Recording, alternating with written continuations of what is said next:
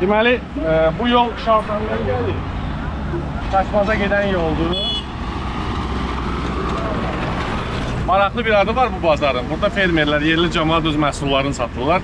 Konstitusiya bazarı adlanır. Bilmirəm niyə. Məhsulların qiyməti necədir? Şəhərdə, Bakıda pomidor xiyar neçəyədir, burada neçəyədir? Ya Allah, salam aleyküm. Neçədir üzüm dayı? 1 manat. Gördüyünüz bu Ağadayı üzümünü 1 manata satır dayı.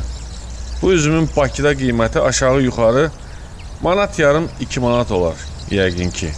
Mel meyvə, qoz fındıq, tərəvəz, hər şey var maşallah. Qalır bircə alıcı. Belə başa düşürəm ki, Konstitusiya bazarının öz yazılmamış qanunları var. Əsas odur ki, bu qayda qanun hamının, yəni həm alanın, həm də satanın xeyrinə olsun. Ay badımcan satan. Ha, Neçədir badımcan? adımcan 5 manat. Salam aleyküm. Nətərsiniz? Neçədir bu kilo? 80 köpük. Pomidorun yeşilində nə qədərdir qardaş? En azı 23-25 kilo, 34. Meyvelerin algı ve satışı burada gel görək. Dili var diyene bazarda. Mən şəhər uşağıyım, amma kəndə gəlmişəm də. Baxım görüm nətərdir dadı.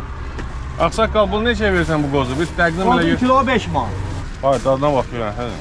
Kurbanlı balası ya. Dadına baxa bilərəm. Ne şu? Adı nədir dayı? Beşir. Qatdı da. Bir. Ne kadar? Bir. Bəzi cavanlar elə bilir ki, Bakıda yer əsib qoz tökülür. Qoz demişən, qozun da kilosu 5 manat. Nə qədərdir? Birini də yemişəm, ha, onu desin. Ay, ikisini yine. Mən zəhmət geç kişisən, əziyyət çəkirsən. 5 manat nədir ki? Bazar olsun, sağ olun.